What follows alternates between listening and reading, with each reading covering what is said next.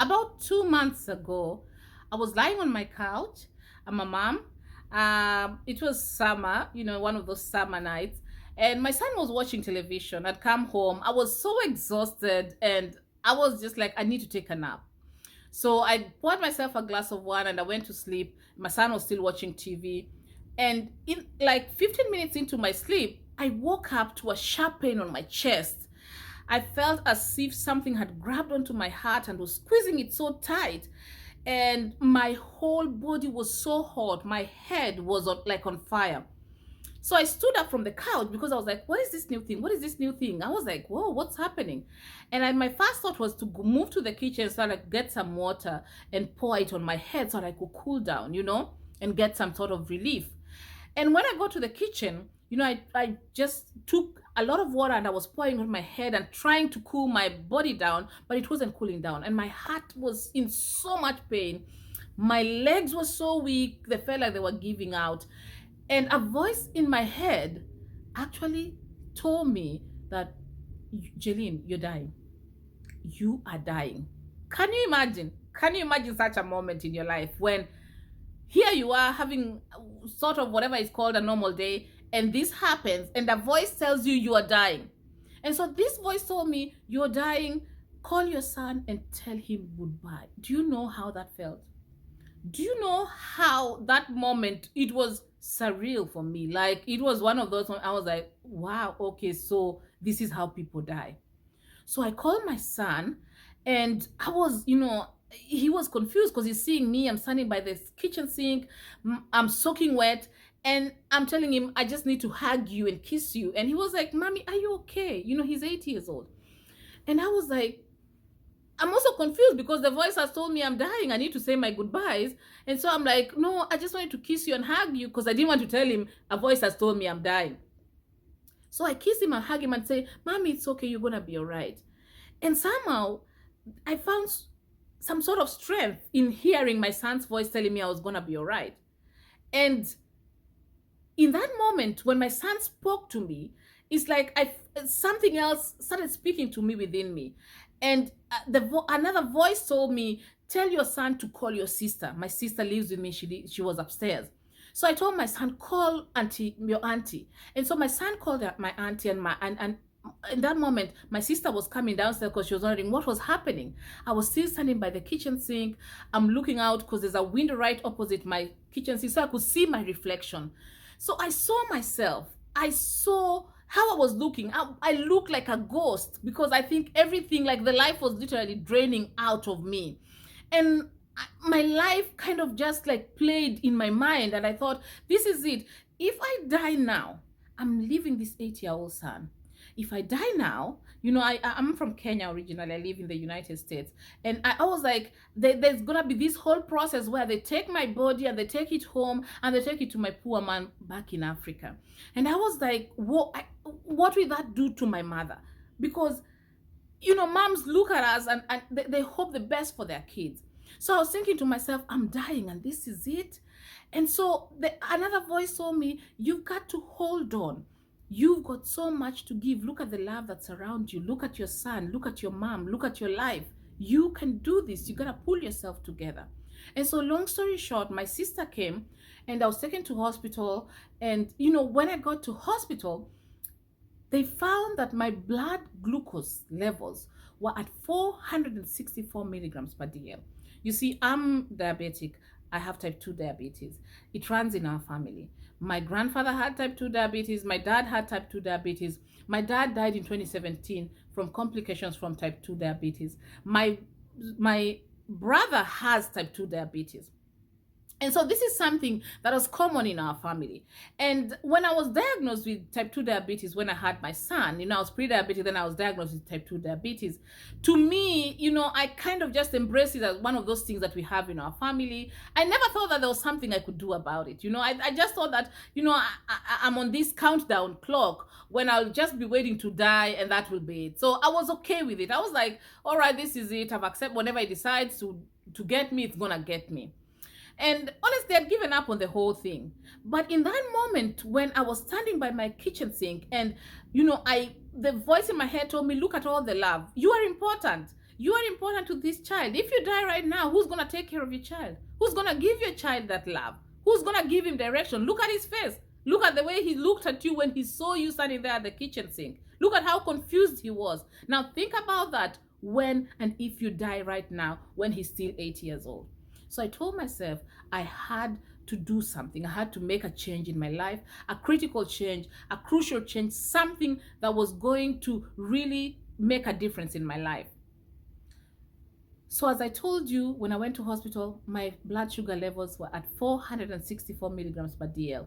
My cholesterol level was at 297 milligrams per DL. This is like crazy high cholesterol.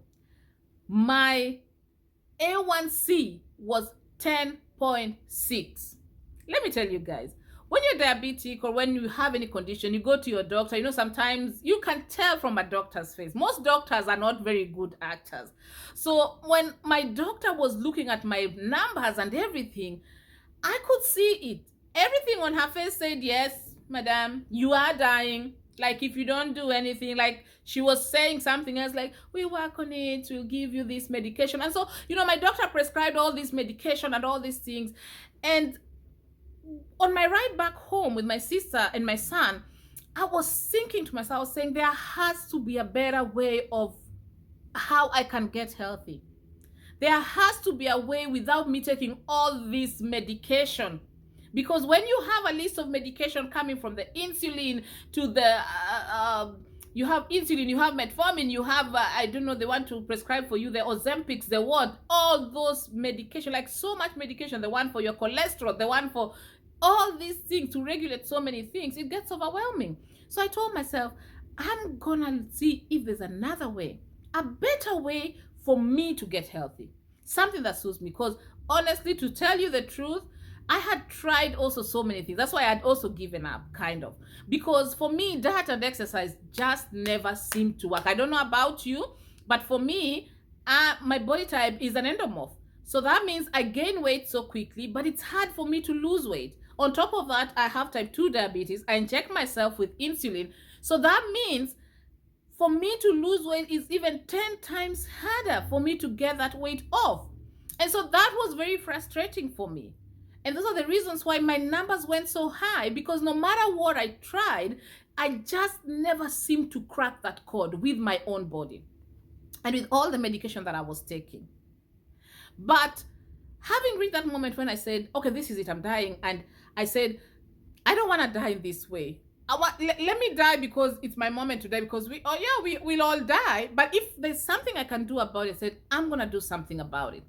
So a friend of mine actually had introduced me to a system that they were using, you know, which had helped actually a friend of hers and their husband, who were over 1,000 pounds, to lose weight. And she had a very similar story to me. She, you know, she had all this medication she was taking. She was on a bunch of medication. And so my friend had shared that story with me and told me, hey, Jalene, would you like to try?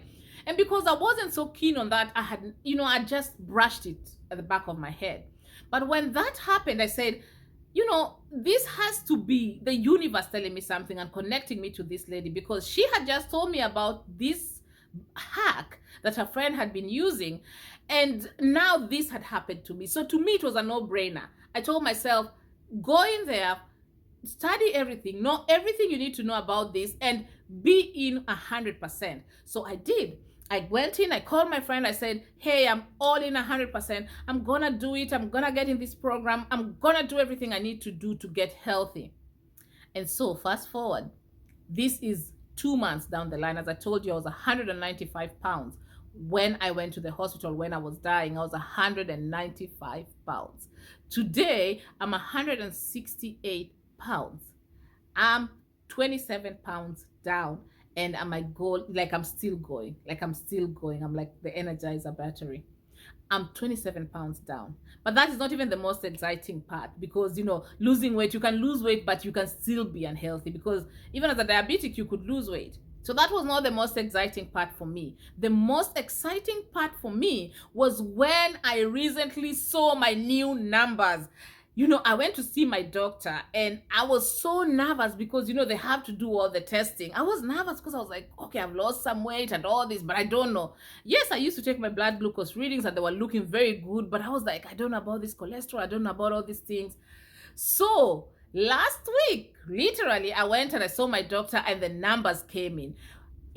Would you believe me if I told you that my A1C is down from 10.6 to 6.1? Do you know how much I was screaming? I was like, yes, 6.1. I've never seen that A1C from when I was diagnosed. Like, I've always been on the ranges of 10, 11. Like, if it ever goes down, I'm like at 8. And my doctor has always been telling me, Jillian, you need to do something. You need to bring this lower. So now I'm seeing 6.1, and that's like so close to normal range. Like, that's almost, for me, it's normal range. I don't even know what I'm saying. And my cholesterol, which the doctor had told me that your cholesterol levels are so high that we are so concerned that it might be genetic. They asked me all these questions, and they were like, if we don't see any change, it means that it's something that it's just genetic in you, and even without any medication and all that, you won't be able to. So I was so like, that was a lot of concern to me. So when I went there and I saw my cholesterol levels were down, let me tell you, 3.5. I love it. It's a beautiful number. I love it. I love it. I love it. Like 3.5. Like, I'm so within normal range. I don't even know what to do. I'm like, slap your mama, baby girl. You are doing it. You're killing this. And so it's gotten me so excited, because for a long time I felt trapped. I felt like there's nothing I could do about my situation. Like, I couldn't change my situation. I was just waiting for, the moment when the moment came for the death. You see how it was. It was not like it awakened something in me. So I'm so excited about this, and I'm sharing my story, and I'm sharing this because I want to help other people who are out there who are struggling with weight loss, who are struggling with type 2 diabetes, who are struggling with, high cholesterol. And you're wondering, like, you have all that, maybe you're even on so much medication, but nothing is working. Now, I want to share with you the lifestyle changes that I took. The kind of the program, and what is everything inside that program, everything inside that, what I use step by step, all natural, all natural things that I use step by step to help me get to this point where I'm so excited to share about my life, my health changes. So if you want to learn more about this, please click on the link below this video and join me in my webinar where I'm talking about all this. Like, you don't want to miss this. Whether you know somebody who has these complications, somebody who may be struggling with weight loss, somebody who is struggling with anxiety, because stress and anxiety are really a big factor in our weight loss or weight gain. So if you know somebody, or you yourself struggle with these issues, then you want to click on my video, like, click and just opt in. I think there's a form right here where you can put in your information and you'll get access to that webinar where I'm talking about giving you all the steps of how I was able to lower my A1C, to lower my blood glucose levels, and to also lose 28 pounds in a span of 2 months, guys. This is amazing. This is mind-blowing. Not so many people even share this information in the right way, so I want to share it with you.